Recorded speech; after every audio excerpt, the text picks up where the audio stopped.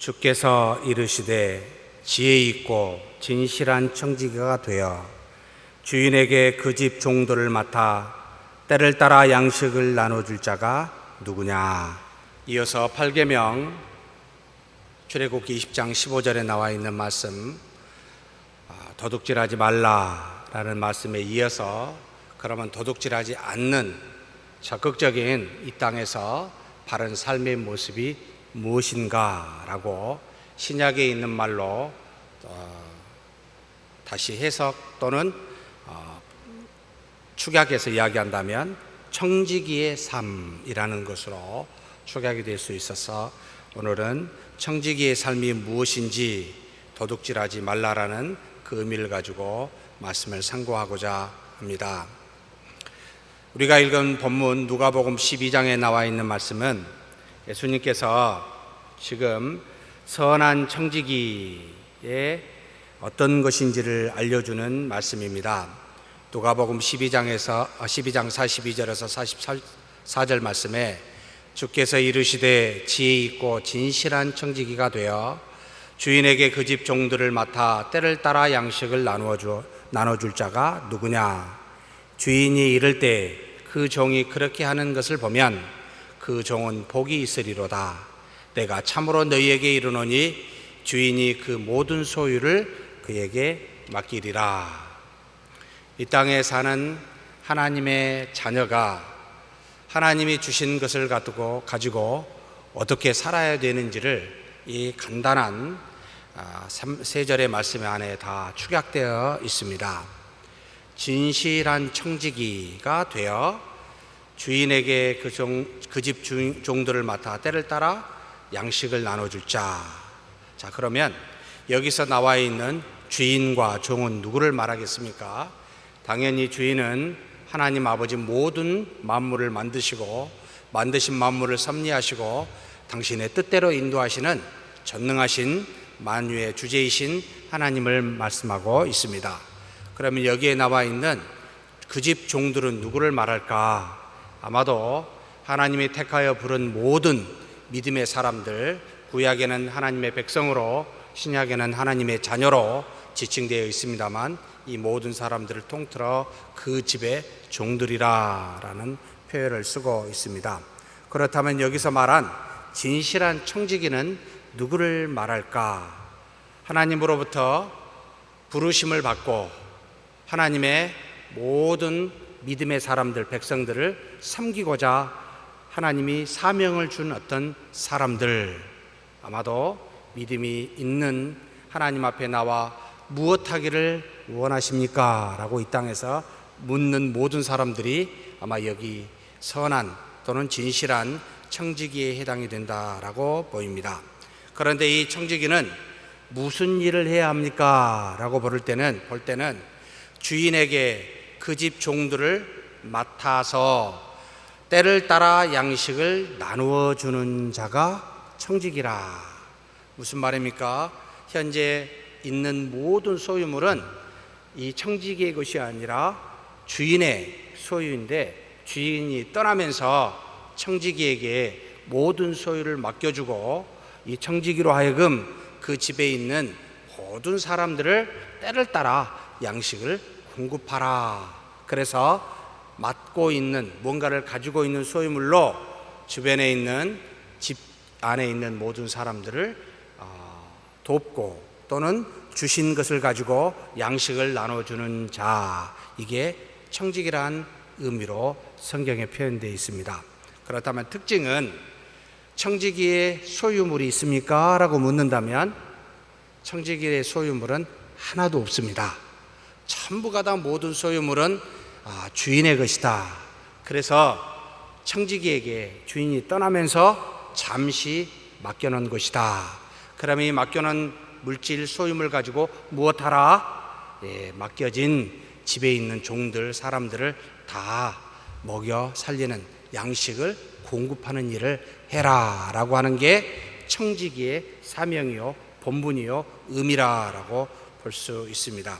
이것이 바로 단적으로 이 땅에서 하나님의 자녀로서 하나님 나라에 가기 전에 저와 여러분이 해야 될 경제적 삶, 물질을 가지고 어떻게 해야 되는지를 보여주는 굉장히 중요한 기준이 바로 이 청지기의 삶이다라고 가르치고 있습니다.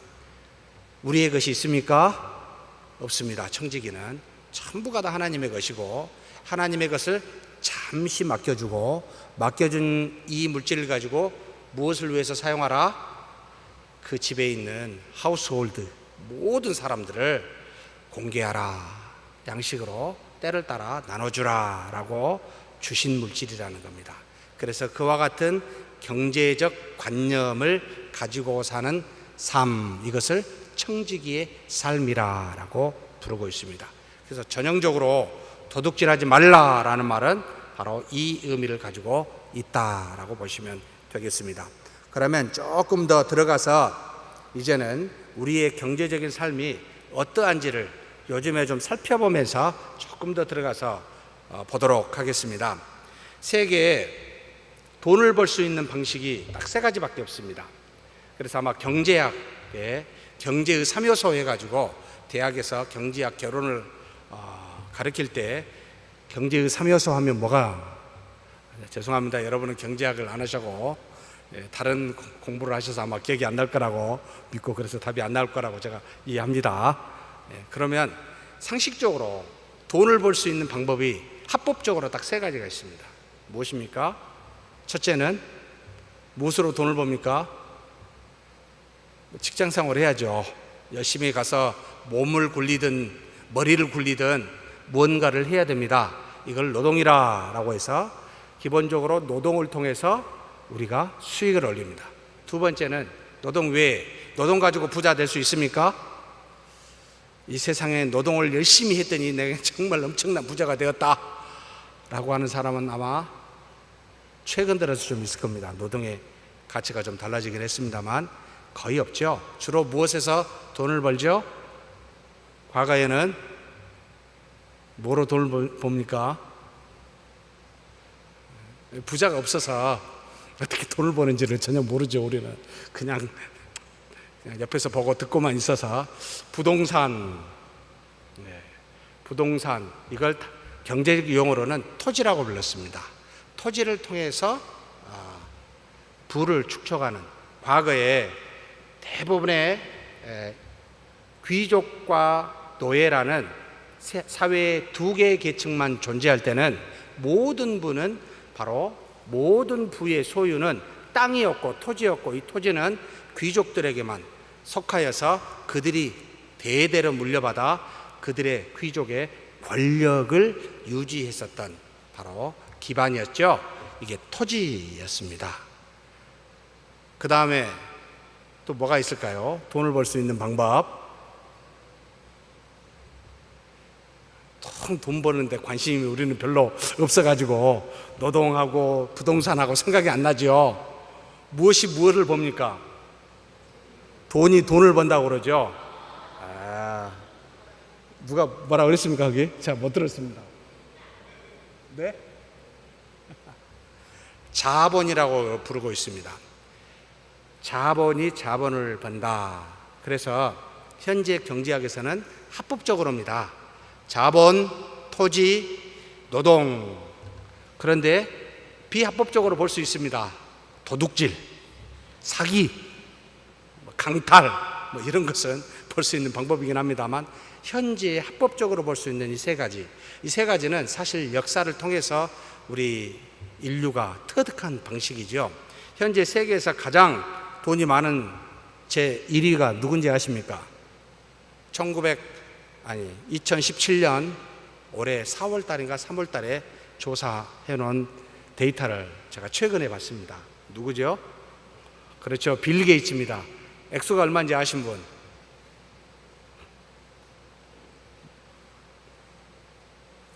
$893억. 도대체 감이 안 옵니다. 뭔 말이지 그게. 우리로 하면은 90조, 100조가 조금 안 되는 액수입니다. 2위가 누군지 아십니까? 워렌 버핏, 투자가죠. 유명한, 장기 투자로 아주 유명한 사람이죠. 액수가 얼마인지 아신 분? 735억 달러입니다. 한 80조 해도 그 돈이 얼마인지를 모르겠습니다. 저도. 근데 그 정도입니다. 우리나라에서 가장 큰 부자가 누군지 아십니까? 예? 누구요? 예? 뭐 말이 여러 가지 있어가지고 다 다른데요. 누구죠? 혹시 김석호라고 이야기하신 건 아니죠? 누구죠? 예, 이건희 회장이죠. 얼마인지 아십니까? 액수가 50세계 50대 부자 안에 들어갔습니다만 너무 이리하고 차이가 많이 납니다. 우리나라 돈으로 17조 정도 됩니다. 17조보다 좀 넘습니다. 2위는 여러분이 잘 모르는 사람일 겁니다. 여성분들은 좀 아실려나 모르겠습니다. 아모레 퍼시픽 회장, 화장품 회사 그죠? 회장 이름이 서경배. 저도 잘 모르겠습니다. 익숙치가 않아서. 액수가 얼마냐면 7조입니다. 이건희 회장하고 거의 엄청난 차이가 나죠. 이건희 회장은 17조인데 현재 7조입니다. 3위는 누군지 아십니까? 이건희 회장의 아들 이재용 삼성전자 부회장입니다. 얼마인지 아십니까? 한 6조 7,800억 정도 가지고 있다고 합니다.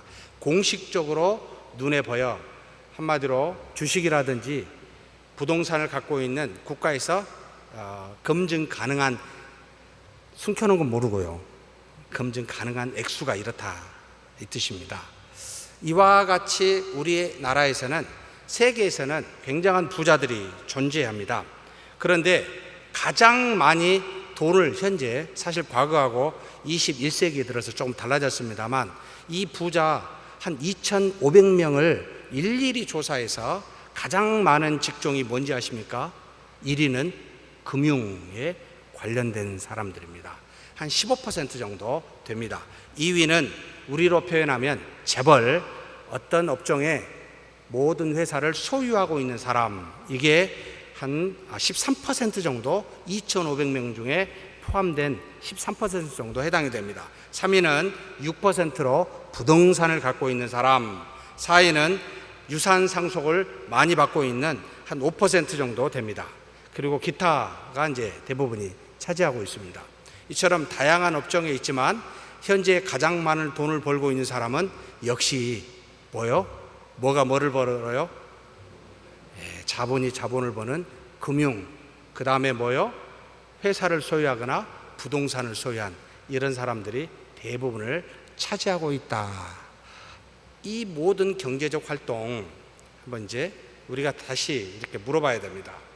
과연 크리스천들은, 하나님의 자녀들은 어떻게 경제적 활동, 부를 쌓는 것이 하나님의 방식이요, 원하는 뜻이요, 성경적입니까? 라고 물었을 때 토지, 자본, 노동, 세 가지는 자본주의의 3대 요소니까 무엇을 해도 다 상관이 없을까요? 아니면 성경에 어떤 것은 하지 말고 어떤 것은 해라라고 나올까요? 이게 현재 저와 여러분의 질문이어야 됩니다. 이 땅에 육체가 있어서 하나님이 우리에게 일용할 양식을 주고 하나님의 뜻을 따라 이 땅에서 우리의 영혼이 하나님의 말씀으로 소생하여 더불어 하나님과 교제하게 살게 하셨고, 우리 육체는 정말로 하나님께서 날마다 일용할 양식을 주어서 우리로 하여금 이 땅에 살게 하셨습니다. 그러면 이 땅에 사는 동안에 경제적 활동이라고 하는 부를 축적하는 방식은 과연 어떤 것이 맞을까? 하나님의 뜻일까? 이걸 혹시 고민해 보신 분 있으십니까? 아니면 자본주의 사회에서 3대 요소 합법적이니까 그냥 열심히 세 가지를 다 아무렇게나 최선을 다해서 사는 것이 하나님의 뜻일까요? 먼저 우리는 이것부터 고민을 해봐야 됩니다. 마태복음 6장 11절에 주기도문에 나오는 내용입니다. 오늘 우리에게 일용할 양식을 주시옵고. 자, 먹을 양식을 누가 주지요? 먹을 양식을 누가 줍니까? 저와 여러분이 저녁 식사 다 하고 오셨죠? 이 밥을 누가 줬습니까? 집사람이. 이건 굉장히 단순한 질문이 답이 되겠고, 집사람은 어디서 이걸 구했을까요? 우리 부모님이 보내주셨던 거. 그럼 우리 부모님이 분명히 농사를 안 짓는데 어디서 얻었을까요? 시골에 땅이 있는데 그 땅을 빌려준 분이 고마워서 보내준 걸 가지고, 그러면 시골에서 열심히 농사한 그 농부가 했군요. 그 농부가 그 쌀을 수확해서 보냈으니까 농부가 준 겁니까? 쌀은 어떻게 생겼죠? 요즘 비가 많이 와가지고 늦은 모내기를 하신 분들이 참 많더라고요. 여러분, 벼를 심으면 저절로 거기서 쌀이 나옵니까? 그렇지 않지요. 벼를 심는 수고가 우리에게 필요하지만 그것을 자라게 하여 열매 맺게 하신 분은 누구라?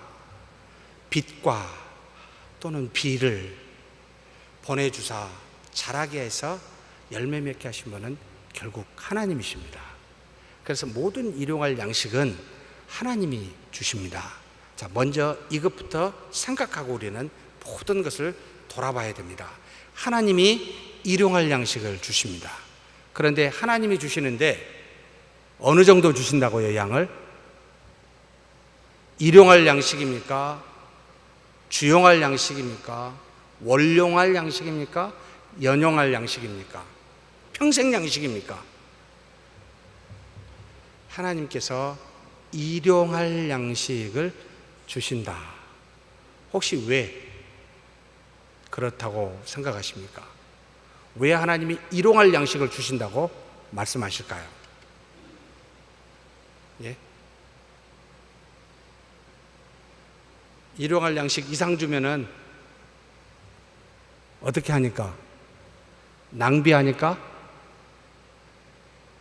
여러분, 우리는 놀랍게도 하루살이입니다. 분을 내도 하루, 기뻐하는 것도 하루. 하루가 지나면 하나님이 주신 그 은혜에 대해서 감사치 않게 됩니다. 잊어버립니다. 그래서 하나님을 믿는 자에게는 하나님께 매일 나와 하나님을 믿도록 하시기 위해서 우리에게 귀찮지만 매일 새벽마다 이슬과 함께 이스라엘 백성에게 만나를 허락하여 주셨습니다. 매일 우리에게 하나님께서 일용할 양식을 공급하여 주시니 매일 하나님 앞에 나와 하나님을 주신 하나님을 바라보라 해서 우리에게 경제적으로 먹을 양식은 사실 매일 주시는 하나님입니다. 근데 우리는 하루 거밖에 못 받으니까 굉장히 불안하죠. 그런데 이틀 줄 때가 있었습니다. 언제 이틀을 줬죠? 안식일 전날. 안식일 날은 뭘 해야 되니까? 하나님과 만나 더불어 교통하는 날이기 때문에 육체적인 일들을 다 금하여, 금하는 것이 목적이 아니라 금함으로 말미암아 하나님과 교통하도록 그렇게 하기 위하여 그 일용할 양식을 미리 이틀치를 주어서 거둬가게 했습니다. 그래서 일용할 양식을 주었습니다. 그런데 일용할 양식을 우리가 받을 때 가서 얼마나 거둬야 되죠? 가만히 있으면 일용할 양식이 온 게 아니고 우리는 매일 아침 나가서 뭘 해야 됩니까? 열심히 가서 그걸 거둬야 됩니다. 얼마만큼 거뒀습니까? 가족당 한 오멜, 지금 한 2리터 정도 되는 양입니다. 하루치 먹을 거 스스로 수고하여 가족의 숫자만큼 각 한 오멜씩을 가서 거두게 하셨습니다. 그 이상으로 남으면 어떻게 되었죠? 썩어 버러지가 나게 되어 있습니다. 우리로 하여금 육체적인 물질에 관심을 두지 말고 그 물질을 주신 하나님께 관심을 두라라고 하는 의미가 여기에 숨어 있습니다. 그래서 매일 우리는 뭐 해야 돼요? 나가서 수고해야 돼요. 얼마만큼 수고해야 돼요? 자신을 포함해서 가족의 숫자만큼 수고해야 돼요. 그래서 하나님께서 그와 같은 양을 충분히 주고도 남을 만큼 허락하시는데 더 이상 남게 가져가지 않는 것이 우리에게는 유익하다라고 해서 한 오멜 가족당에서 정해 주셨습니다. 그래서 누구에게 줬다고요? 그러면 고린도후서 9장 10절입니다. 당신은 나간 사람인데, 한번 같이 읽겠습니다. 고린도후서 9장 10절입니다. 심는 자에게 씨와 먹을 양식을 주시는 이가 너희 심을 것을 주사 풍성하게 하시고 너희 의의 열매를 더하게 하시리니. 자, 무엇과 무엇을 줬어요? 씨와 먹을 양식을 동시에 주는데 누구에게? 가만히 있는 자가 아니라 여러분 심는 자에게, 이 말은 수고하는 자에게란 뜻입니다. 우리는 열심히 일해야 됩니다. 수고하는 자에게 하나님이 씨와 먹을 양식을 주신다. 그래서 심을 것을 주사 풍성하게 하신다. 의의 열매를 더하게 하신다라고 성경은 이야기합니다. 잠언 10장 4절에 또 비슷한 이야기가 있습니다. 같이 읽겠습니다. 손을 게으르게 놀리는 자는 가난하게 되고 손이 부지런한 자는 부하게 되느니라. 손을 가만히 두지 마시고 뭐 하라고요? 부지런하게. 여러분 어떻게 부지런하게 해야 될지 모르겠습니다만 계속 손을 움직이라는 뜻입니다. 이런 사람에게 하나님께서 씨와 먹을 양식을, 곧 만나를 거둘 수 있도록 하셨다. 그리고 창세기 3장 17절입니다. 한번 같이 읽겠습니다. 아담에게 이르시되 내가 내 아내의 말을 듣고 내가 내게 먹지 말라 한 나무의 열매를 먹었은즉 땅은 너로 말미암아 저주를 받고 너는 내 평생에 수고하여야 그 소산을 먹으리라. 참 안 좋은 것이긴 한데 하나님으로부터 범죄하여 저주받은 모습입니다만, 이 아담에게 뭐라고 하나님이 말씀했습니까? 평생에 수고하여야 그 소산을 먹으리라. 그러니 게으른 자는, 일하지 않는 자는 답이 없어요. 우리 자녀들이 아버지 나 공부를 안 했는데 시험 잘 볼 수 있도록 좀 기도해 주세요. 야, 그렇게 잘 보게 되면 너를 흥하게 하겠냐 망하게 하겠냐. 이 다음번에도 공부 안 하고 계속 기도만 할 거 아니에요. 그렇죠. 그러면 공부 안 한 사람은 시험을 못 보는 것이 지극히 하나님의 뜻입니다. 그래야 되잖아요. 운으로 되는 것은 안 되잖아요. 그게 하나님의 뜻이 아니라는 겁니다. 이 땅에서 우리의 육체를 위하여 영적인 것이 아니라 우리 자신의 육체를 위하여 얻는 것은 전부가 다 공짜로는 못 얻게 되어 있습니다. 뿌린 대로 거두게 되어 있습니다. 수고한 만큼 얻게 되어 있습니다. 물론 수고해도 못 얻을 수도 있습니다. 소산물에 정말 아무리 열심히 일을 해도 천재지변으로 인해서 하루아침에 망할 수도 있습니다. 그런데 적어도 수고한 자에게 하나님이 일용할 양식을 더해 주신다라고 약속하셨기에 여러분 수고하지 아니하면, 일하지 아니하면 답이 없습니다. 공부하지 아니하면 답이 없다. 공부는 기도로 되는 게 아니라 책상에 앉아서 열심히 하는 것으로 돼야 된다. 신학교에서 꼭 시험 기간만 되면 기도하는 학생들이 있습니다. 도서관 앞에서, 그것도 운동장에서 한가운데서 소리칩니다. 주여 3장 외치고. 참 공부할 때 꼭 기도하고요. 기도하러 가라 그러면 꼭 공부한답니다. 참 미안합니다. 기도할 때 기도하고 공부할 때 공부해야 되는데, 신학교 다닐 때는 열심히 기도원 다니고 기도하고, 목회한다고 그럴 때는 세미나 다닌답니다. 이게 뭐죠? 뭔가 좀 아니지 않습니까? 수고하는 자에게 하나님이 역사하십니다. 수고하는 자를 성경적으로 표현하면 믿는 자들입니다. 하나님을 믿는 자들이에요. 하나님을 알기 때문에 그렇게 행합니다. 우리의 수고가 헛되지 않게 하나님 도와주십시오. 열심히 일해야죠. 우리 교회가 아무것도 안 하고 기도만 하면 사람이 가득 차고 사랑이 넘쳐나겠습니까? 반드시 기도하면 하나님이 그 사람을 통해서 일하십니다. 수고의 열매, 사랑의 수고를 하게 하십니다. 그래서 무언가 열매 맺게 하십니다. 근데 우리는 종종 거기까지 가지 아니하고 그냥 기도만 하면 된다는 식으로 기도를 잘못 이해하고 있죠. 여러분, 그게 아니죠. 하나님은 전지전능한 신이십니다. 속일 수가 없습니다.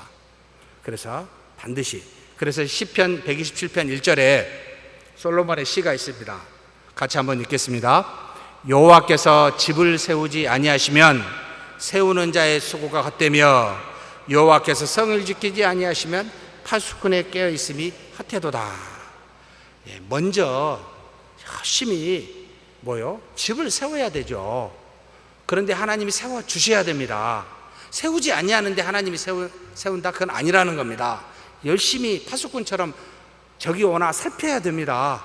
그래야 하나님께서 도와주신데, 살피지도 않는데 하나님 도와주시라고 하는 건 이건 하나님을 속이는 일이죠. 여러분, 우리의 수고가 있고 난 다음에, 이게 믿음의 표현인데, 그 다음에 하나님의 역사가 있어야 온전한 열매를 맺을 수가 있다라는 거 꼭 기억했으면 좋겠습니다. 그러면 이 말씀만 가지고 우리는 부를, 경제적 크리스천으로서, 신자로서 이 땅에서 부를 축적하는 경제적 활동을 하는 것은 무엇으로 여겨집니까? 부동산? 자본? 아니면 노동? 네? 노동이라는 뜻입니다. 부동산이나 자본을 가지고는 얻는 것을 사실 불로소득이라고 봐야 됩니다. 일하지 아니하고 돈을 버는 것, 여러분, 이것은 저는 아무리 성경을 읽어도 자본주의 사회에서 합법적으로 세 가지를 부를 축적할 수 있는 수단이라고 말을 해도 노동 외에는 성경에서 말하고 있지 않다라고 보입니다. 그 이후로 부동산에 대해서 한번 살펴보십시다. 민수기 33장 54절입니다. 뭐라고 나와 있습니까? 같이 읽겠습니다. 너희의 종족을 따라 그 땅을 제비 뽑아 나눌 것이니 수가 많으면 많은 기업을 주고 적으면 적은 기업을 주되 각기 제비 뽑은 대로 그 소유가 될 것인즉 너희 조상의 지파를 따라 기업을 받을 것이니라. 하나님께서 약속의 땅 가나안을 이스라엘 12지파에게 나눠줄 때 어떻게 나눠줬습니까? 너희들이 12지파가 가서 마음껏 개척해가지고 열심히 일해서 얻은 만큼, 가질 만큼 가져라, 정복해라 라고 풀어놓지 않았습니다. 자의적으로 모든 지파에게 재량껏 너희들의 능력에 따라 최선을 다한 사람에게, 부지런한 사람에게, 또 도전적인 정신이 있는 사람에게 그걸 가지라 라고 해서 그들의 뜻에 따라 주지 아니하고 하나님이 어떻게 주셨어요? 제비를 뽑아주었습니다. 어떻게 근데 제비를 뽑게 했습니까? 가족의 수대로요. 공정하게 부동산을 나누어 주었습니다. 그래서 처음부터 부동산을 가지고 사고 팔아 부를 축적하는 것을 원천적으로 성경은 하나님의 백성, 이스라엘 백성 가나안 땅을 나눠주실 때 완전히 차단시키셨습니다. 그리고 이것이 좋아요, 살다가 이제 가난하게 되었어요. 어쩔 수 없이 토지를 누군가에게 빌려주거나 팔았어요. 그래서 먹을 양식이 없어서. 그리고 난 다음에 어떻게 됐습니까? 영원히 그 토지는 그 사람, 판 사람에게 소유가 됐습니까? 아니요. 이런 일이 있을까봐 매 50년마다 희년 제도를 뒀습니다.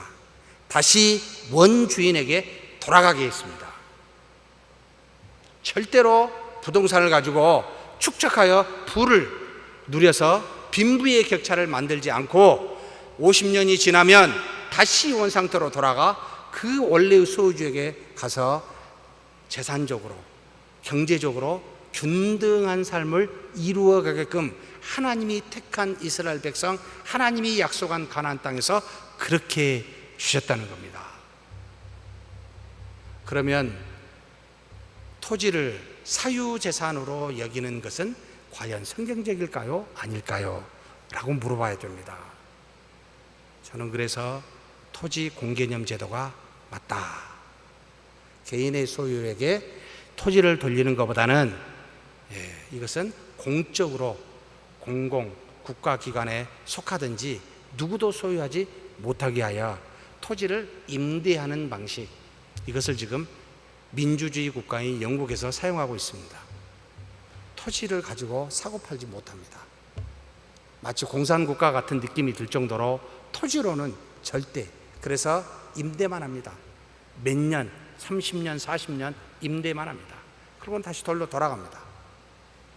이것이 빈부의 격차를 막게 하는 뜻이다. 저는 성경에 그렇게 보고 있습니다. 그래서 부동산으로 부를 축적하는 것은 성경적이지 못하다는 게 제 개인적인 해석입니다.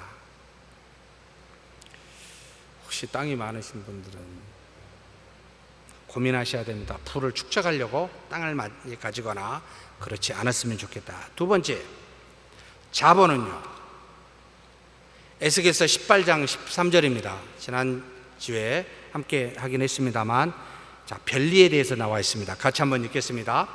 별리를 위하여 꾸어주거나 이자를 받거나 할진대 그가 살겠느냐? 결코 살지 못하리니 이 모든 가정한 일을 행하였은즉 반드시 죽을지라. 자기의 피가 자기에게로 돌아가리라. 죽을 병, 죽일 죄, 하나님께서 별리, 이자, 자본을 가지고 자본을 늘리는 행위, 자본을 가지고 이자를 가지고 그 자본의 이자를 통하여 부를 쌓는 일, 이것도 바람직스럽지 않다라고 성경은 말합니다.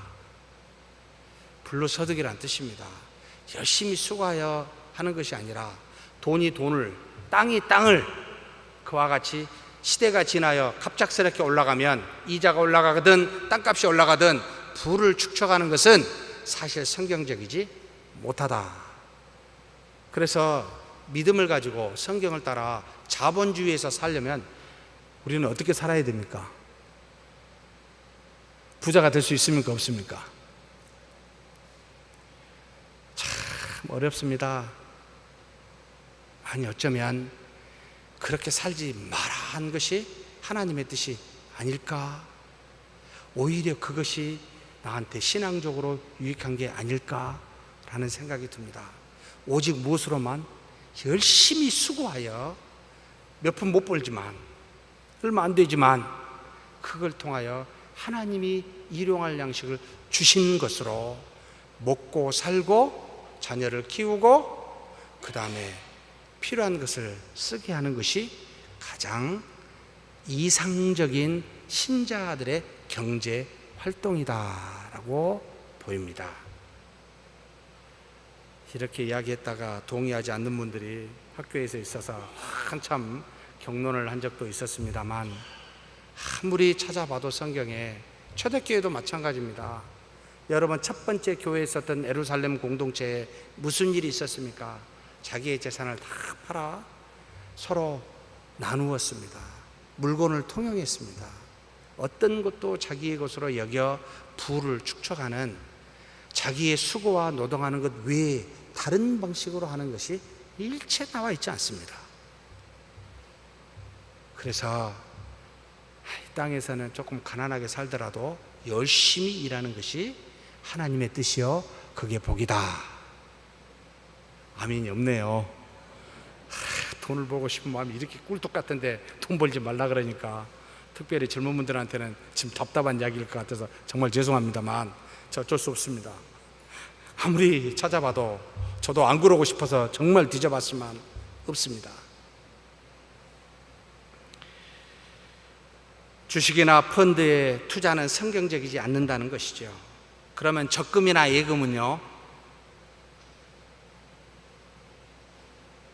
그것은 자본을 가지고 자본을 버는 것이 아니라 관리, 보존이라는 개념이 있습니다. 여러분 혹시 막스 베버의 프로테스탄트 윤리와 자본주의 정신이라는 1900년도 초반에 쓴, 20년대에 쓴 책이 하나 있습니다. 이것 때문에 기독교는 자본주의를 굉장히 옹호하고 이 자본주의는 기독교 때문에 발전했다라고 오해를 받는, 굉장히, 혹시 천민자본주의라는 말 들어보셨죠? 최초로 쓴 사람이 바로 독일 사람 막스 베버입니다. 나중에 미국에서도 활동을 했습니다만, 이분이 경제학자인데 가만히 북유럽, 미국과 캐나다나 유럽을 살펴보니까 전 세계 잘 사는 나라들입니다. 그런데 공통점이 하나 있었습니다. 종교가 뭐다? 전부가 다 기독교였습니다. 기독교인데는 자본주의가 굉장히 잘 되는 거라를 발견했습니다. 그러면 기독교에 도대체 뭐가 자본주의를 굉장히 지지할까라고 깊이 들어가서 살펴보기 시작했습니다. 자본주의는 우리가 잘 알다시피 자본으로 돈을 버는 데 목적이 있지 사람을 생각하고 사람을 위한 것이 아닙니다. 항상 자본은 자본이 최고의 목적이기 때문에 거의 자본이 사람을 지배하고 사람을 다스리는 정도까지 자본을 추구해 가고 있습니다. 심지어 미국에서는 여러분 벌을 받고 재판을 받더라도 몸만 있으면 나와요. 보석금이라는 돈이 있으면 그만큼 대가를 치르고 나올 수 있습니다. 그걸 왜 그렇게 개념이 들어간지 아십니까? 그만큼의 수고와 가치를 그 돈을 번 만큼 했기 때문에 그것을 그렇게 그 죄에 대한 벌과 상쇄해도 된다라고 자본이 중시 여겨지는 사회에서 행하는 모습입니다. 돈만 있으면 얼마든지 죄를 지어도 나올 수 있는, 물론 그렇지 않은 흉악범들이 있지요. 살인, 강간, 상해 이런 것은 안 되게 되어 있습니다. 그리고 경제범 중에서도 이것만큼은 못하게 되어 있죠. 반드시 보석금으로는 나올 수 없는 게 있습니다. 혹시 아시는 분? 세금을 탈세했다든지, 개인적으로는 회사가 분식 해결을 했다든지, 자본주의 근간을 흔드는 이런 것은 흉악범이라고 생각해서 보석금으로도 나올 수 없게 해놨습니다. 그 정도로 자본주의를 여러분 굉장히 숭상합니다. 여러분 워렌 버핏이 뭐라 하는지 아십니까? 왜 국가가 세금을 부자들에게 훨씬 더 많이 걷지 않는지 모르겠다고, 더 많이 걷어야 된다고 이상한 소리를 했습니다. 지금도 그렇게 주장합니다. 왜 그런 말이 나온지 아세요? 네? 우리나라는 부자가 세금을 많이 안 낼수록, 그래서 부자 감세 그렇게 해야 더 많은 경제 활동을 해서 부를 축적하고 그 부 때문에 수많은 사람이 함께 부를 나눌 수 있기 때문에 부자 감세를 해야 잘 사는 나라가 된다라는 그런 신자유주의 정책을 써서 이 앞에 두 정부가 계속 그런 정책을 썼죠. 무슨 뜻입니까? 여러분, 계속해서 자본주의가 발달하면 발달할수록 분배의 격차가 심할까요? 심하지 않을까요? 심합니다. 그러면 빈부의 격차가 심하다는 말은 부자 수가 많습니까? 가난한 수가 더 많습니까? 1%가 2%가 전체 부의 80%를 차지하는 시대. 그러면 가난한 사람이 많고 부자가 적으면은 나중에 무슨 일이 일어날까요? 역사적으로 무슨 일이 일어납니까? 부자는 너무 잘 살고 가난한 사람이 너무 많아지면 가난한 사람이 너무 좋겠다, 부러워 라고 끝날까요? 그렇지 않고 바꿔버립니다. 리볼루션이라고 그러죠. 변혁을 일으켜버립니다. 이것을 알고 있는 자본가들은 그렇게 가면 안 된다는 것을 알기 때문에 부자들이 세금을 많이 내면 계속해서 자본주의가 가니까 나는 얼마든지 이 자본주의에서 돈을 벌 수 있다, 이 자신감 때문에 계속해서 부자한테 돈을 더 내야 된다고, 세금을 더 걷어야 된다고 무서운 이야기를 하고 있습니다. 이야, 정말 대단합니다. 사랑하는 성도 여러분, 과연 이런 것이 하나님이 바라는 삶일까요? 라고 우리는 물어야 됩니다. 주식이나 펀드는 부로, 자본으로 자본을 버는, 쉽게 이야기해서 불로소득이라고 생각되기에 비성경적이요, 적금이나 예금은 보존 또는 관리이기 때문에 그것은 괜찮다라고 이야기할 수 있습니다.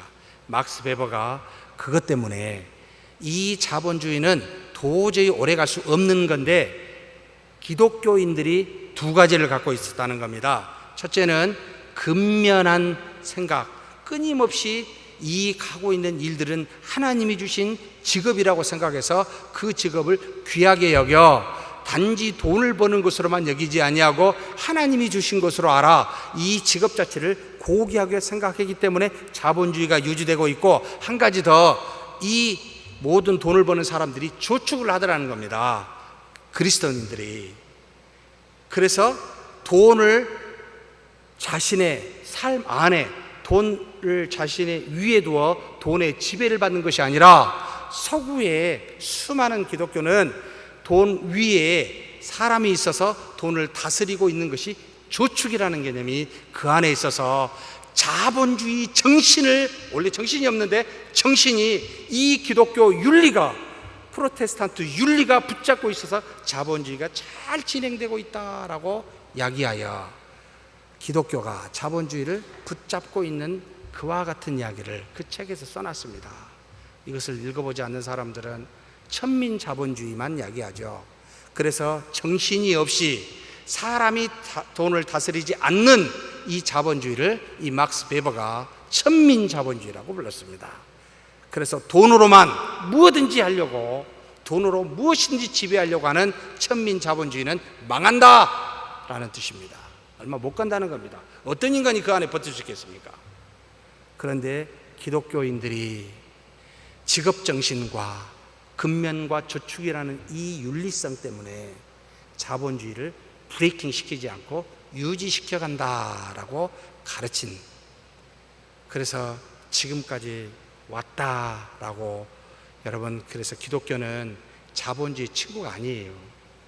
저는 단언하건대 현대 기독교인들에게 가장 큰 적은 두 가지가 있습니다. 차라리 세 가지입니다. 첫째는 자본주의, 둘째는 민주주의, 세 번째는 실용주의입니다.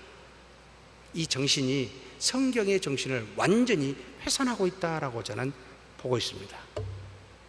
하나님의 말씀과 사람의 사랑보다 돈으로 모든 것을 가려는 자본주의와 하나님의 말씀인 성경보다 다수결에 의한 사람의 뜻을 중시 여기는 민주주의와 성경에서 말하는 영과 그 다음에 성령의 가치인 개념적인 것보다 눈에 보여주고 만져지는 실용주의가 성경의 모든 가치를 훼손하고 있다라고 저는 보고 있기에, 눈에 보이지 않는 철학적 3대 기독교의 적은 자본주의요, 민주주의요, 실용주의라.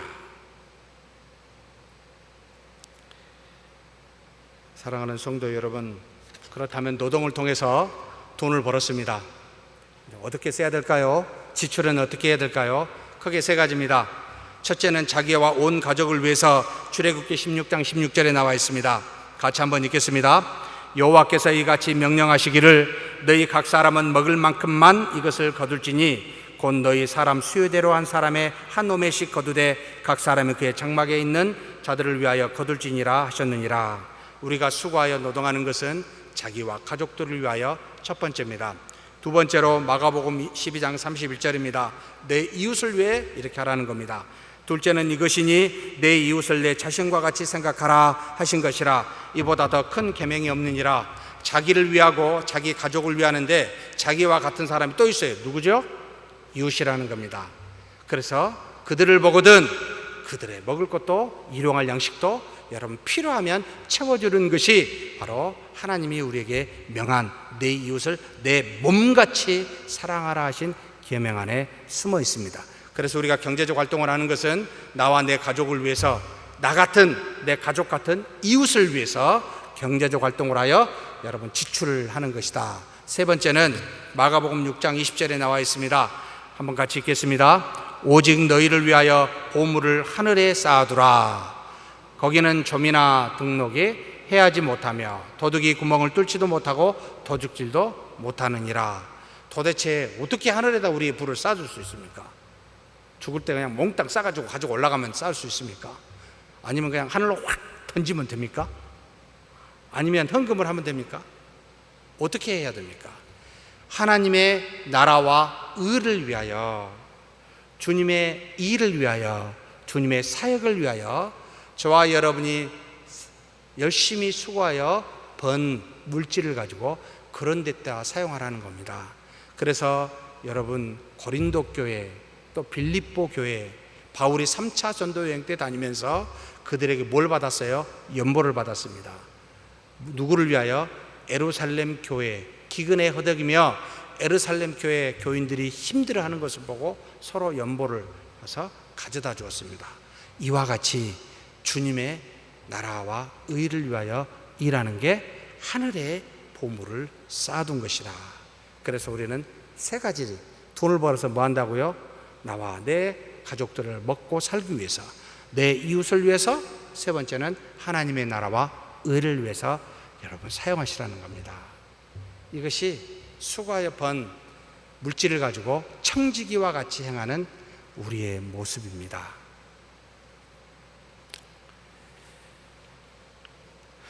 죄송합니다. 돈 못 벌게 해서.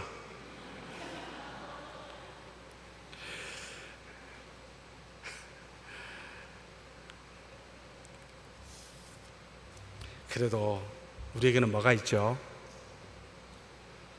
전 만물을, 우주를 창조하신 하나님이 우리와 함께 하십니다. 이 땅에서 가난하게 살면 무엇이 우리 것이 되죠? 천국이 우리 것이라. 여러분, 이 땅에서 부하고 편하게 사는 것이 하늘의 상급을 줄이는 것이요, 이 땅에서 가난과 고난으로 사는 것이 하늘의 상급을 크게 하는 것입니다. 저는 절대로 이 땅에서 잘 살면 하늘에서 잘 산다? 저는 아닙니다. 그 이야기가 어디에 나옵니까? 거지 나사로와 부자 이야기에서 나옵니다. 놀랍게도 그 말씀은 누가복음에 나오는데 둘 다 신자라는 말이 없습니다. 그저 거지요, 그저 부자입니다. 그런데 부자는 지옥에 가 있고 거지는 천국의 아브라함 품에 있는 것을 보게 됩니다. 이 땅에 여러분 하나님의 뜻이 없이 고난과 역경이 있겠습니까? 정말로 평생을 고생하다가 제대로 마음 한번 여러분 펴보지 못하고 돌아가신 수많은 분들을 보면서 과연 편하게 살다가 건강하게 살다가 하나님께 간 우리와 동일한 상급을 받겠다? 저는 아니라고 믿고 있습니다. 그래서 종종 우리 성도님들께 말씀드립니다. 조금 더 덜 잡시다, 덜 먹읍시다, 더 고생합시다, 더 힘들게 삽시다. 이것이 믿음의 선조들인 하나님의 아들 예수 그리스도와 그분의 12 제자가 보여준 모습이요, 그 12 제자들 바로 속사도들이 보여준 모습이요, 석사도의 모든 교부들이 보여준 모습입니다. 이 땅에서 편안히 살기를 바라지 않고 죽도록 고생해서 심지어 예수님처럼 죽을 수만 있다면, 선교하여 복음을 전하여 희생하여 순교를 당할 수만 있다면 기도 제목으로 삼고 날마다 기도하며 그렇게 살았습니다. 그러니 편함을 구하지 말자, 평안을 구하자. 육체는 괴로울지라도 내 마음에 성령이 계시니 평안하뇨? 라고 물을 때마다 네, 평안합니다 라고 말하는 저와 여러분이 되기를 주의 이름으로 축복합니다.